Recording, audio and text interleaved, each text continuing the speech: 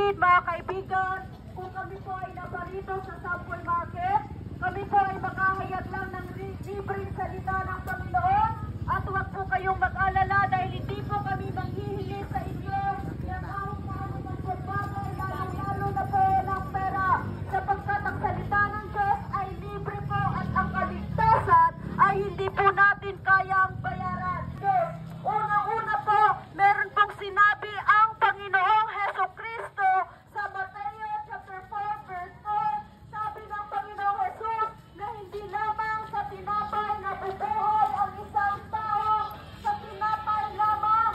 So ibig sabihin po mga kapatid, ang ating buhay po ay hindi lang nakasalalay sa mga pag-physical na pagkain. At sabi ng Panginoong Hesukristo, kundi sa bawat salita na nagmumula sa bibig ng Diyos. Ibig sabihin po mga kapatid, kailangan din po natin ang salita ng Diyos para tayo ay mabuhay. Bakit po kailangan natin ang salita ng Diyos? Dapat po nating malaman na tayong mga tao ay hindi lang merong physical na pangangatawan. Meron din po tayong espiritu at meron po tayong mga kaluluwa. At ang pagkain po ng ating mga espiritu, ng ating mga kaluluwa ay walang iba kundi ang salita ng Panginoon. Kaya mahalaga po mga kapatid na mapakinggan natin ang salita ng Diyos araw-araw. So nais ko lang po sabihin sa inyo, yung sabi ko sa Isaiah 59 verse 2. Unahin ko na po yung verse 1 mga kapatid. Sabi po ng Diyos sa Isaiah chapter 59 verse 1, ang Diyos ay hindi bingi upang hindi niya tayo marinig.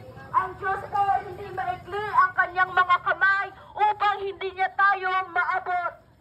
In verse 2 sabi doon, subalit ang inyong mga kasalanan ang siyang naging dahilan kung bakit kayo nahiwalay at napalayo sa Panginoon. Kaya hindi natin siya makita at hindi natin siya marinig. Mga kapatid, alam niyo po ba kung bakit may mga panalangin tayo na hindi pa rin dinirinig ng Diyos hanggang sa ngayon? Sapagkat sabi po doon, ang inyong mga kasalanan ang siyang naging dahilan kung bakit kayo nahiwalay sa Diyos. Kaya hindi niyo siya makita at hindi niya marinig ang ating mga panalangin. Meron pong naging obstacle, meron pong naging goal, meron naging hadlang, kaya hindi po marinig ng Diyos ang ating mga panalangin at yun po ay ang kasalanan. Sabi po sa Roma, chapter 6, verse 23, sapagkat kabayaran ang kasalanan, sapagkat kamatayan ang kabayaran ng kasalanan. Subalit ang linis na loob ng Diyos ay buhay na walang hanggan. Mga kapatid, mga kaibigan, meron pong kabayaran ang kasalanan. At ang kabayaran ng kasalanan ay ang kamatayan. Anong klaseng kamatayan po ito? Ito ba yung pang-physical na kamatayan? Alam niyo po ba na hindi na po pang-physical na kamatayan ang kabayaran ng kasalanan? Meron din po spiritual na kamatayan mga kapatid at yan po ay nakasulat sa Pahayag chapter 21 verse 8. Sabi po doon, ang mga makasalanan, ang mga sinungaling, lahat po ng kasalanan may mention sa Pahayag 21 verse 8. At ang sabi doon ay hindi magkakaroon ng bahagi sa kaharian ng Diyos. At sabi doon, ang mga makasalanan ay mapupunta sa nagliliyab na apoy at asupre.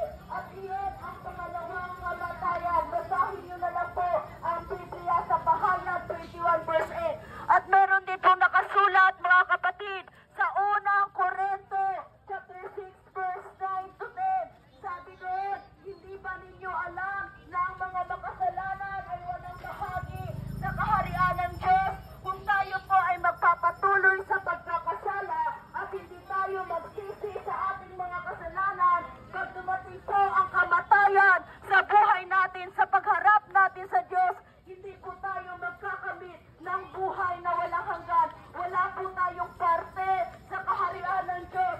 Bakit po? Kasi hindi tayo nagsisisi sa Panginoon, hindi tayo sumasampalataya sa Panginoong Hesukristo. Kung nais niyo po na mapakinggan ng Diyos ang inyong mga panalangin,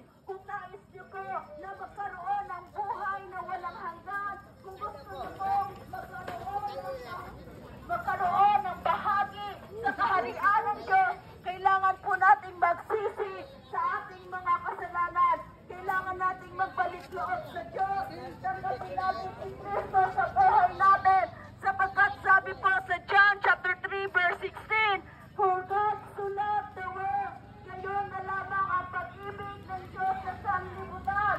Kaya ipinagkaloob niya ang kanyang buktong na anak, ang Panginoong Heso Kristo, upang ang sino mang sumasampalataya sa Kanya ay may buhay na walang hanggan.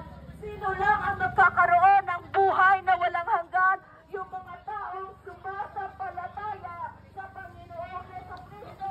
Sino lang po ang hindi mababahamak? Yung mga taong sumasampalataya sa Panginoong Heso Kristo. Kaya po, we need the Lord Jesus Christ. Kailangan po natin si Kristo, mga kapatid, sa mga buhay natin. Sabi po sa Juan, chapter 15, verse 5, sabi ng Panginoong Heso Kristo, apart from me, you can do nothing. Kung tayo'y hiwalay sa Panginoong Heso Kristo, wala po tayong magagawa. Dapat po nating malaman na ang kaligtasan ay nagmumula sa Panginoong Heso Kristo. Dapat po nating malaman na yung mga buhay natin, yung mga lakas natin, yung mga hininga po natin ay nanggaling sa Panginoon. Kaya nga kung ang isang tao ay hiwalay sa Diyos, wala po siyang magagawa sa kanyang buhay. Kaya, repent and return to God. Magbalik loob na tayo sa Panginoon. Mateo chapter 3 verse 2, sabi doon, magsisi na tayo sa ating mga kasalanan. Magbalik loob na tayo sa Diyos sapagkat malapit ang bumalik ang Panginoong Heso Kristo. Jesus is coming very, very soon, mga kapatid. Kaya magsisi na tayo sa lahat ng ating mga kasalanan. Magbalik loob na tayo sa ating tagapagligtas. Sikapin po natin na magkaroon tayo ng personal na relasyon sa ating tagapagligtas bago tayo bawian ng buhay sa daigdig na ito. Tandaan po natin na yung buhay natin sa mundong ito ay temporary lang. Lahat ng nakikita ng ating mga mata, lahat ng pinapahalagahan nating mga material na bagay, lahat po yan lilipas. Kasama po yung mga buhay natin. Kaya sikapin natin, mga kapatid, na tayo po ay mabubuhay sa mundong ito na meron tayong personal na relasyon sa ating tagapagligtas, ang Panginoong Heso Kristo. Bago po tayo bawian ng buhay, at hindi po natin alam, mga kapatid, kung hanggang kailan lang po ang buhay natin sa mundong ito. Wala pong nakakaalam na bukas o sa mga susunod na araw, buhay pa tayo. Wala pong ipinapangako ang Diyos sa Biblia na ikaw na taong bukas buhay ka pa. Wala pong sinabing ganon ang Panginoon. Ano ang dapat natin gawin? Dahil hindi po sigurado ang ating buhay sa mundong ito. Dapat araw-araw nasa presensya tayo ng Diyos. Dapat araw-araw ipinapagamit natin sa Diyos ang ating mga buhay. Para kung datnan man tayo ng kamatayan, ay handa po tayong humarap sa ating Diyos na buhay na nasa langit. Kaya dapat po para po, mga kapatid, mga kaibigan, hindi po repent kung nais natin magkamit ng kaligtasan, kung nais natin na mapakinggan ng Diyos ang ating mga panalangin, kailangan nating magsisi sa Panginoon, humingi tayo ng tawad sa Diyos sa lahat ng ating mga kasalanan, tanggapin natin si Kristo sa mga buhay natin, sumampalataya tayo sa Kanya, ialay natin, mga kapatid, mga kaibigan, ang ating mga natitirang buhay at oras sa Panginoon. So bago po kami umalis sa lugar po ng Sample Market, nais lamang po namin mag-iwan ng isang kaunting panalangin para po sa ating lahat. Let's pray. Aming Diyos na banal at makapangyarihan sa lahat, Panginoon, Ikaw ang Diyos na lumikha ng langit at lupa, at ang buhay namin, O Diyos, ay nagmumula sa iyo, Panginoon. Lord, itinadalangin ko po, Ama, ang mga taong nakarinig, sumampalataya, tumanggap sa iyo, Panginoon. Palalangin ko, Lord, pagpalain niyo po ang kanilang mga buhay sa lahat ng area, sa lahat ng aspeto ng buhay nila, Panginoon. Lord, yung salita